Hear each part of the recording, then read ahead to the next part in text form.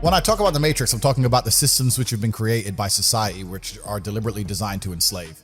In the movie, the Matrix were used for our body heat, but here in this Matrix, we're used for our efforts and our energies. And you're existing inside of a system which is deliberately rigged to make the rich richer and for the poor to stay poor. Yeah. And you can sit there and get upset about it. You can sit there and cry about it and say the system needs to change, which is what some people do, socialists, XYZ. But I know that's a waste of time, right? That's futile. The best thing to do is to understand the rules of the game and find a way to win. So yes, the game is rigged. Yes, the rich are always going to get richer. Yes, the poor are always going to struggle. And that's the way the game is set up. So you still need to find the best move on the chessboard. There's no point sitting there saying, I want to play a different game, because that's never going to happen. Because the people with the money are the people who have the control and they have the power. And why would they have the game set up any other way? Why would they change it? Right? Yeah.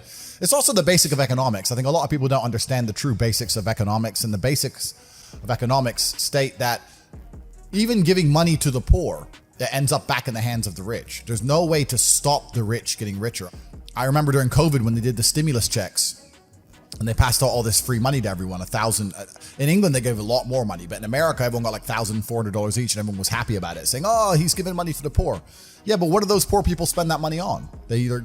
Amazon stock tripled because they all went to Amazon. Yep. So Jeff Bezos got richer, right? But the fact is that there's less companies than there are people. All those $1,400 checks amongst all those people at the bottom ended up in the hands of a few companies. And the rich got richer, and you can't stop it. Doesn't matter if those people invested their money. Doesn't matter if they bought stocks. Doesn't matter if they bought crypto. Doesn't matter if they bought a house, whatever. The people who have the assets and have the companies and have the control are always going to end up getting control of the currency, and they're always going to be richer. So that's kind of how it works. And it's getting worse and worse. It's have-nots and have-yachts. You have to be positioned to take advantage of opportunities. Yeah. It's like in chess, they say good moves come from good positions. It's true. You can't find a good move from a terrible position, right? If you're sitting at home with no money, it's hard to invest in Bitcoin at $1. Doesn't matter what it goes to, right? You got to be in a good position to take advantage of things. So you've always got to be in a position where you have a good network, you have good information, you have some kind of liquid money, you have the ability to survive without that money. You can take a risk. Like, it's hard to set yourself up. I'm in a position now where I'm in the NBA. I'm an NBA player. I can never go broke again. So it doesn't matter, right? Once you're in the NBA, I can throw $1 million at something. It doesn't matter if it works or not. So for me, it doesn't make a difference. And that's why it's so much easier. They always say the first million is the hardest, and they're completely right. Once you get to a certain point, you can gamble to a degree, right? I always knew that the Matrix existed. Even when I was going to school and they're sitting there going, you're not going to get a good job if you don't get good grades. I was the one sitting there going, you're a liar. Shut up. I just knew the teacher was lying. I knew school was bullshit. I knew college was bullshit. I knew university was a lie. I always knew it was a trick and a con. I didn't truly understand things to the level I understand them now. But I had an intrinsic understanding, and I think everybody does. If you're at a gas station and it's 3 a.m. and a Lambo pulls up and a guy gets out of it, you're thinking criminal, drug dealer, gangster. Yeah. You're not thinking, he has a uni degree. Because you're not going to think that. So when you see money, people don't even associate the money they see with university.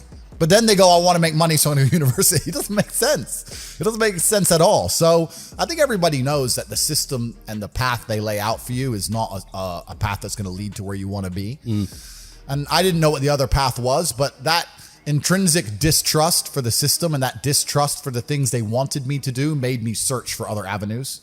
And then I found them, right? And if you speak to the people who are richest, if you speak to the people you know, this is for everyone at home as well. If you speak to the people you know who have the most money and go up to them and say, hey, what made you rich? None of them say school. Do any of them say school made me rich? I got an A in GCSE. Like, who gives a shit? It's bullshit, right? So it's all indoctrination. So I knew it was indoctrination. And for that reason, I was always searching. And if you're searching, you're going to find. The way that humans work and the way that we've evolved as a species is that we don't really learn lessons unless they're learned the hard way. Yeah. I believe that unless a lesson has taught the hard way, you're not going to learn it. You can have so many near misses and people won't learn their lesson.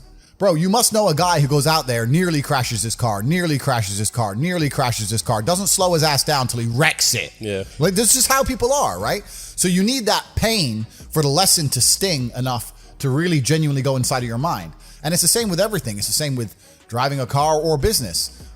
Truthfully, if you want to learn a lesson about business, you're going to have to suffer at some point, right? So we always say that most people are not successful with their first companies, X, Y, Z, blah, blah, blah. I get that. The truth is there's a lot of people who make a lot of money with their first company, but they just spunk it, act an idiot, and it all blows up in their face. And that's how you get the discipline on your fourth company, that when you have $3 million in the bank, you just leave it there. and don't be done with it. So you need to go through some pain. You need to experience some negative things. You need to have to a degree some trauma to really even learn any lessons. So yeah, business studies, you're right. The book, that's not going to teach you anything about business. You need to get out there on the streets. You need to make mistakes. You need to suffer. You need to have the tax man knocking at your door. You got to deal with all that stuff so that you make sure it doesn't happen again. I really think that humans are stupid enough to only learn the hard way. That's kind of how it works. The saying, if you know what you have, you ain't got much.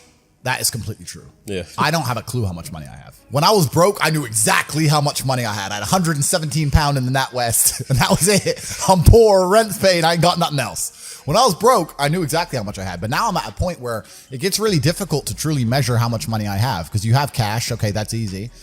I have some crypto, which is constantly fluctuating. And then you have assets, and the price of the assets is constantly fluctuating. And then I have companies and income streams, which need to be valued.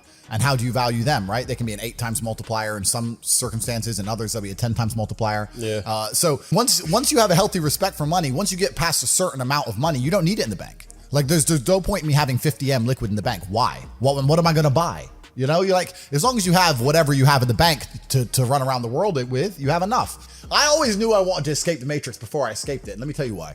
If COVID has not woke people up in the last 3 years, I don't know what's wrong with you. The government came along, closed your business down by forced you to have a medical procedure you didn't want, made you stay in your house and cover your face because of something with a 99.9% fucking survival rate. They come along and literally broke every single rule. They broke the Geneva Human Rights Convention, every single law that they wrote themselves. They just broke them all under the guise of safety. More people committed suicide from mental health issues, or more people died from missed doctor's appointments for real diseases because of this crap. They came along and did it because they were told to by someone above the government, because the government's not even in charge of anything. And now they've gone back to normal. Everyone thinks they're not going to do it again for some other reason. You think across the next 30 years they're not going to come back with some new shit? Them. Next time, when they come along with this crap, I'm out. I'm bouncing. See ya. When they did this, I went to Sweden. Sweden was open the whole time. Sweden never locked down. I was in clubs in Stockholm while everyone else was here locked in their houses clapping for the NHS like a jackass. I was in the nightclub. No masks, no vaccine, no lockdown, nothing. Running around with Swedish chicks. So I just run to freedom, right?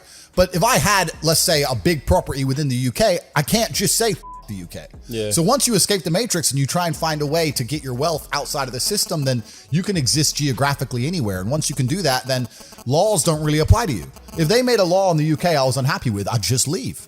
And if they made a law in Romania where I live I'm unhappy with, I would just leave. I don't have to be a lawbreaker. I don't have to be a criminal. I'll just go somewhere else, right?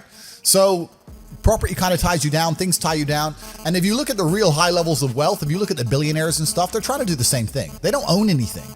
They have a share in a company, which owns a shell company in the Cayman Islands, which owns this subsidiary of a company in Dubai, which owns a boat that they can use. Yep.